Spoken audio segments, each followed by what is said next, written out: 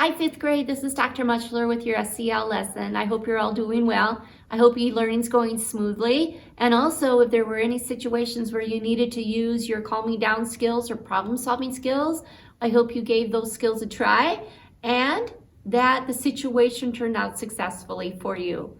We're still in problem solving. Just to remind you, there's 4 steps to problem solving, and we can remember that by remembering the word step.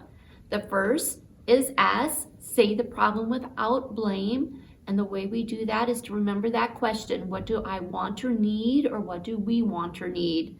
Once you're able to describe the problem without blame, move to T, think of solutions. Think of as many ideas as you can. This is a brainstorming step.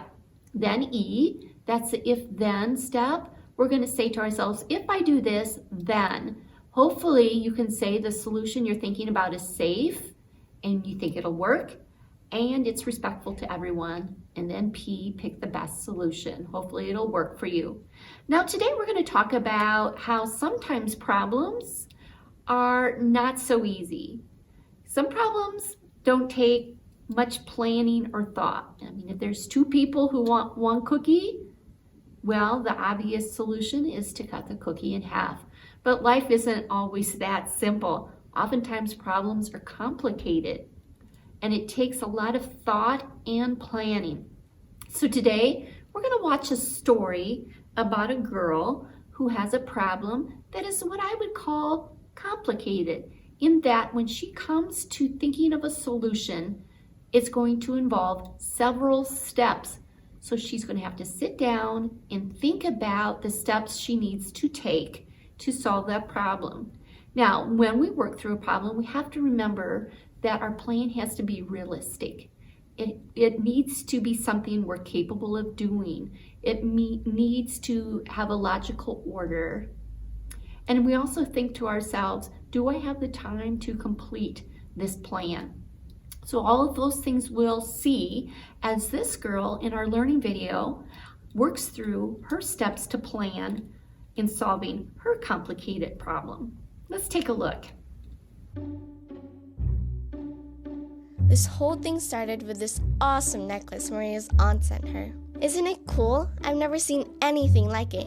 It's made out of paper.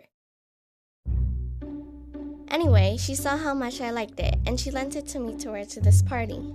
Totally cool. That's a good friend. But then things went bad. Really bad. On the way home from the party, it started to rain. Like, complete downpour. I wasn't wearing a coat or anything, and the paper necklace was ruined. I mean, we're talking way beyond repair. I really started to panic. Huge problem. Maria's gonna be so mad. She'll never talk to me again. What was I gonna do?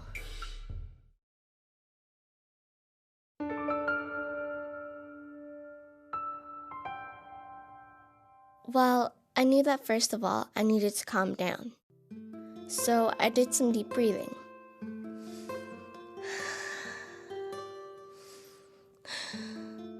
Then I thought to myself, okay, the problem is the beads are ruined. What should I do?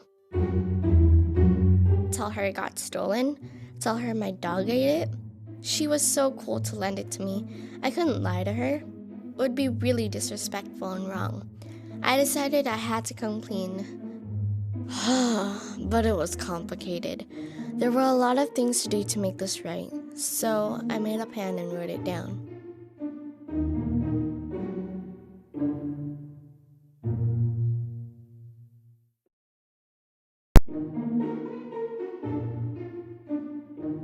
There were a lot of things to do to make this right, so I made a plan and wrote it down.